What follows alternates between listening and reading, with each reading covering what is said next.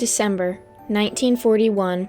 After 2 long years of war, America finally entered the conflict, causing 16 million men to enlist in the military and leave their factory jobs behind.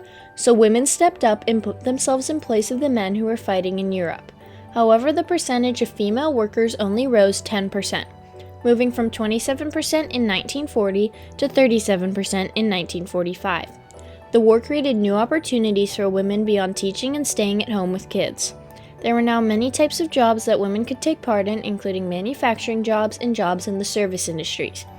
They even worked in bat factories. One such factory was Hillrich and Bradsby Company. Today this factory is known as the Louisville Slugger Factory, where they made baseball bats. Usually these bats, made there or elsewhere, were for the male players in the league. At this time they were being made for soldiers and the newly created All-American Girls Professional Baseball League, so that baseball fans would still have a league to watch. Although it wasn't evident at the time, these new jobs would lead to a turning point in history and an incredible change for women's rights. September 1945. Japan surrendered and the war ended. This started the nationwide Homecoming 1945, where men would return home to their families and old jobs. With twice as many people in the factories and no more rationing, America's economy boomed and got back on track. Even though life was going great for the citizens of America, something was off. It was hard to notice at first, but then it became clear. Although women were filling the same working roles as men, women were receiving a lower salary than men. With an average weekly salary of $31.21, women were earning well under the average man's salary, which was around $50 per week. One specific woman who noticed this was Esther Peterson. Esther Peterson, born in 1906 in Provo, Utah, she started her teaching career in an all-girls private school in Boston, and by the end of World War II, she became the first lobbyist for the National Labor Relations Board in Washington, D.C. In 1948, the State Department offered her husband a position as a diplomat in Sweden. While she lived in Sweden, she worked as part of the women's committees of the Swedish Confederation of Trade Unions and the International Confederation of Free Trade Unions. This gave her a new perspective on how not just American women were fighting for equal pay. When she returned in 1957, she worked as the first female front desk worker of the Union Department of the AFL-CIO, and helped with Kennedy's Utah campaign while he ran for president. When he was elected in 1961, Peterson was appointed head of the Women's Bureau in the Department of Labor. She then decided that she needed to focus her work towards equal pay for women, but doing so would be hard, so she decided to talk with President Kennedy and ask him to create the Equal Pay Act. President Kennedy was fully supportive. Attempting to make sure that the women, for example, who work, 1/3 of our working force are women. We want to try to encourage every company in the United States and certainly stimulate governmental leadership in providing equal pay and equal conditions for women. 22 states do it now. We can do a much better job on that. Kennedy's support for working women was also seen in his creation of the Presidential Commission on the Status of Women, which was chaired by Eleanor Roosevelt, former First Lady with an interest in civil rights.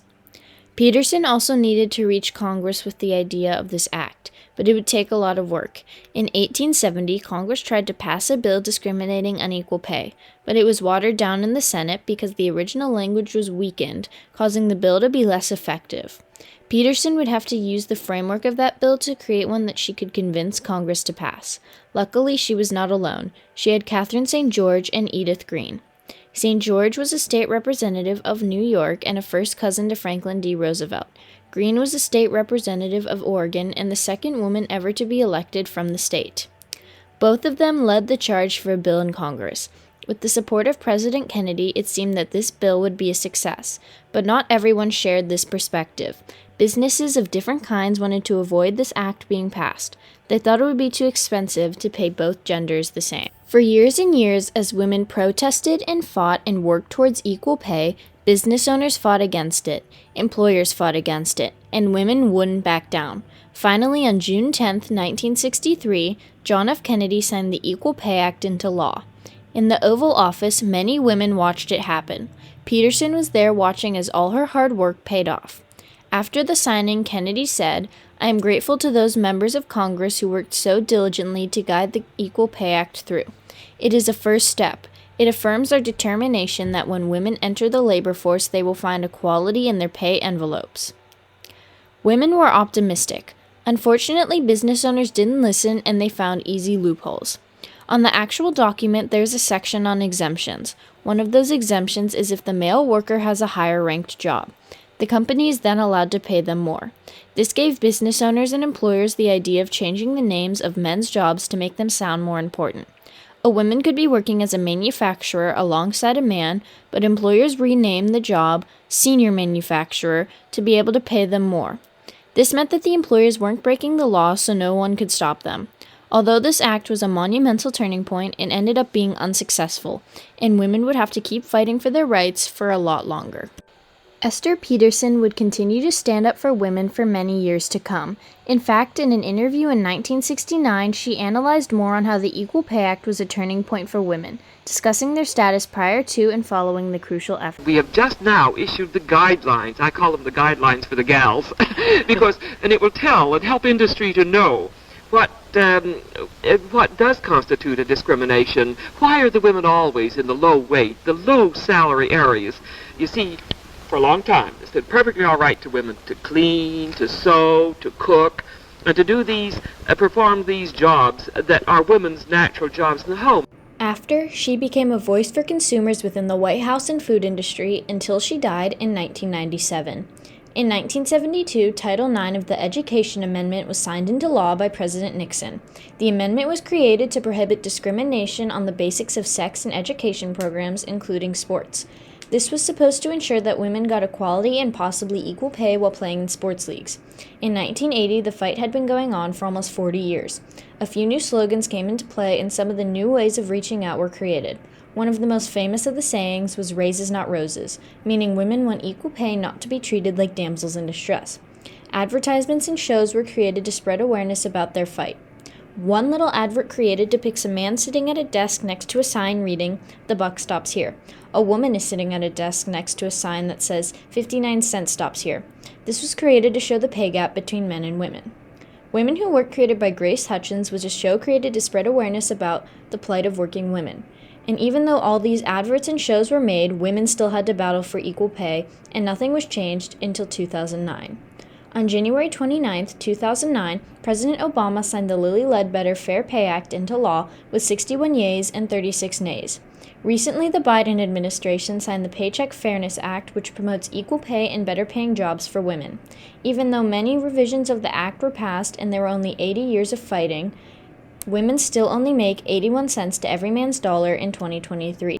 Modern-day sports leagues have one of the largest pay gaps at this moment in time. The USA women's soccer team made only 25 cents compared to the men's soccer team's dollar in 2023. Recently, an act was introduced and signed giving the teams equal pay. This act was called the Bipartisan S2333 Equal Pay for Team USA Law. However, there is still a large pay gap between NBA players and WNBA players.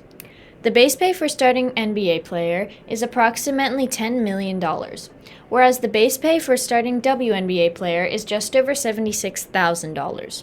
Some conclude that because the WNBA doesn't bring in as much revenue as the NBA, the owners can use that excuse to not provide equal pay. However, prominent college athletes like Caitlin Clark are drawing major attention and shining a light on women's basketball.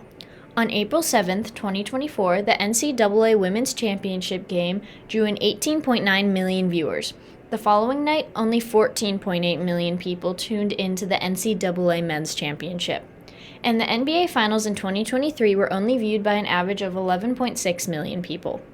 Will the popularity of Clark and others bring about a change in the pay discrepancy as they enter the WNBA?